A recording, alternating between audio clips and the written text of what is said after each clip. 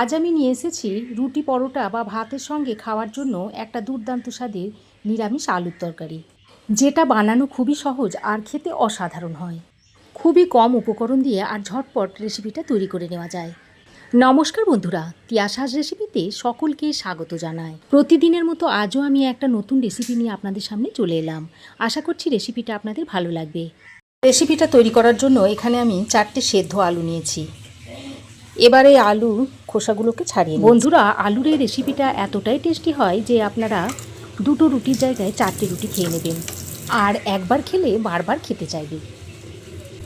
আমি আমার প্রয়োজন অনুযায়ী 4টে আলু নিয়েছি। আপনারা আপনাদের প্রয়োজন মতো আলুটা কমিয়ে বা বাড়িয়ে নিতে পারেন।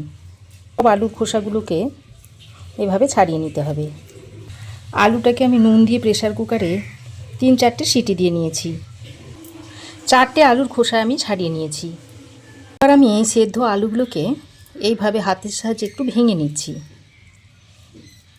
আর এইভাবে ভাঙা আলু দিয়ে আলুর তরকারি তৈরি করে খেয়ে দেখবেন, রুটি পরোটা ভাত সব কিছুর সঙ্গে খেতে অসাধারণ লাগবে। তো আলুটাকে আমি ভেঙে নিয়েছি। এই রেসিপিতে দেওয়ার জন্য একটা বাটা মশলা তৈরি করে নেব। তার জন্য একটা মিক্সিং জার নিয়েছি। এবার আমি এই মিক্সিং জারের মধ্যে নিয়ে নিচ্ছি 1/2 ইঞ্চ মতো আদার টুকরো। দিয়ে দিচ্ছি 2টো কাঁচা লঙ্কা, তবে যে যেমন ঝাল খান সেই অনুযায়ী লঙ্কাটা দিয়ে নেবেন। এবার আমি এর মধ্যে দিয়ে দিচ্ছি 1 চামচ পরিমাণ চারু মগজ, আর দিয়ে দিচ্ছি 1 চামচ সাদা তিল। এবার এর সঙ্গে একটা মিডিয়াম সাইজের টমেটো দিয়ে এর একটা মিহি পেস্ট তৈরি করে নেব। এই দেখুন বন্ধুরা, এই রকম একটা মিহি পেস্ট তৈরি করে নিয়েছি। এবার আমি একটা মশলার পেস্ট তৈরি করে নেব। তার জন্য একটা ছোট বাটি নিয়েছি।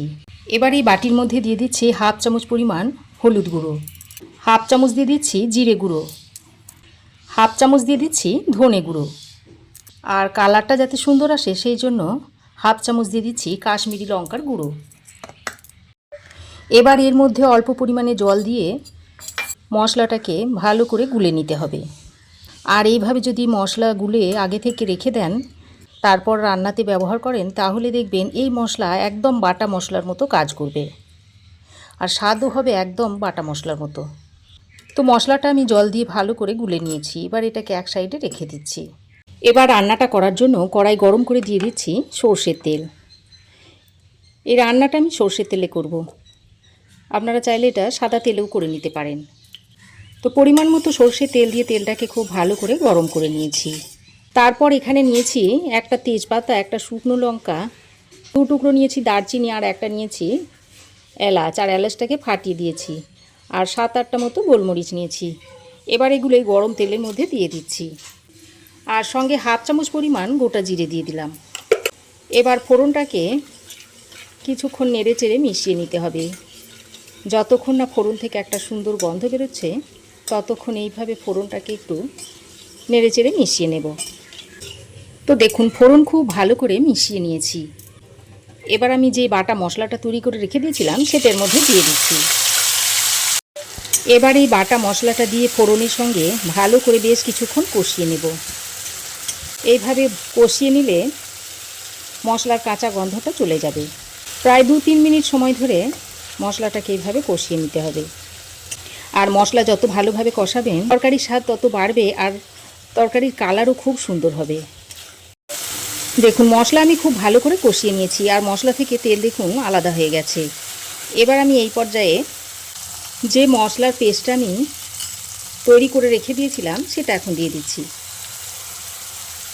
এবার এই মশলার পেস্টটা দিয়ে আবারও সব কিছু একসঙ্গে ভালো করে 1-2 মিনিট মতো কষিয়ে নেব। আজ আমি সম্পূর্ণ নিরামিষভাবে রেসিপিটা আপনাদের তৈরি করে দেখাচ্ছি। মশলার পেস্টটা দিয়ে আরও কিছুক্ষণ ভালো করে মিশিয়ে নিয়েছি। এবার আমি এখানে 1 টেবিল চামচ পরিমাণ টক দই ভালো করে ফেটিয়ে নিয়ে এর মধ্যে দিয়ে দিচ্ছি। টক দইটা দিয়ে আবারও ভালো করে মিশিয়ে নিচ্ছি। আর এই পর্যায়ে গ্যাসের ফ্লেমটাকে একদম মিডিয়ামে রাখতে হবে, তা না হলে মশলাটা নিচে লেগে যাবে, যেহেতু টক দই দিয়েছি।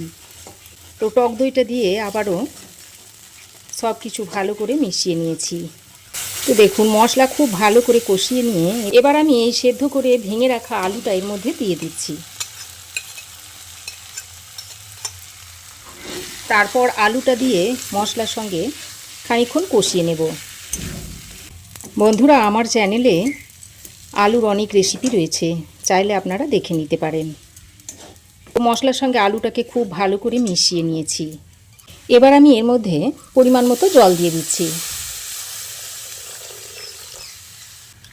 এখন এই জলটা দিয়ে সব কিছু একসঙ্গে ভালো করে মিশিয়ে নিচ্ছি।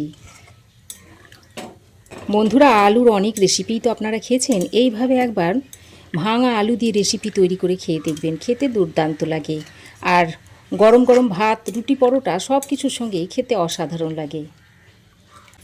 অনেক সময় ঘরে মাছ, মাংস, ডিম কিছুই থাকে না, তখন এইভাবে একটা আলুর তরকারি তৈরি করে রুটি, পরোটা, ভাত সব কিছুই খেতে পারবেন। তো জলটা দিয়ে সব কিছুকে ভালো করে মিশিয়ে নিয়ে এবার আমি এর মধ্যে স্বাদ মতো নুন দিয়ে দিচ্ছি, আর সামান্য পরিমাণে একটু চিনি দিয়ে দিচ্ছি। এতে মিষ্টি হবে না, কিন্তু খেতে অসাধারণ হবে। তো নুন চিনিটা দিয়ে ভালো করে মিশিয়ে নিয়েছি। এবার আমি 2টো কাঁচা লঙ্কা দিয়ে দিচ্ছি। এই কাঁচা লঙ্কাটা দেওয়ার কারণে ঝাল হবে না, কিন্তু এর ফ্লেভারটা আলুর সঙ্গে মিশে খেতে অসাধারণ লাগবে। তো সব কিছু ভালোভাবে মিশিয়ে নিয়ে এবার এটাকে 3-4 মিনিট ফুটিয়ে নেব। আর যত ভালোভাবে ফোটানো হবে, আর আলুর মধ্যে মশলাটাও খুব ভালোভাবে মিশে যাবে। এই পর্যায়ে ঢাকা দেওয়ার আর দরকার নেই। তো দেখুন, 3-4 মিনিট মতো আমি তরকারিটাকে ফুটিয়ে নিয়েছি। এবার আমি সব শেষে এর মধ্যে 1/2 চামচ পরিমাণ ঘি দিয়ে দিচ্ছি। তারপর সব কিছু আবারও ভালো করে মিশিয়ে নিচ্ছি। এখানে আমি গরম মশলার গুঁড়ো কিংবা ধনেপাতা কিছুই দিলাম না। আর গরম মশলা আমি ফোড়নে দিয়েছিলাম, তাই আমি এখানে গরম মশলা দিলাম না। এবার তরকারিটা রুটি, পরোটা, ভাত সব কিছুর সঙ্গে সার্ভ করতে পারবেন। দেখুন দেখতে কতটা সুন্দর হয়েছে আর কতটা লোভনীয় দেখতে লাগছে দেখুন।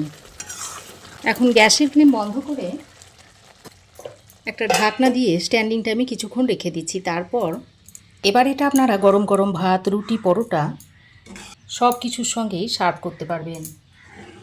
একবার এইভাবে তৈরি করে খেয়ে দেখবেন। আশা করছি রেসিপিটা আপনাদের ভালো লেগেছে। ভালো লাগলে একটা লাইক, শেয়ার ও কমেন্ট করবেন। আর চ্যানেলে যদি নতুন হয়ে থাকেন, প্লিজ চ্যানেলটাকে সাবস্ক্রাইব করে পাশে থাকবেন এরকমই নিত্য নতুন রেসিপি পেতে। তো আজ তাহলে আসি, আবার দেখা হবে নতুন কোনো রেসিপি নিয়ে নেক্সট এপিসোডে। সে পর্যন্ত ভালো থাকবেন, সুস্থ থাকবেন। ধন্যবাদ।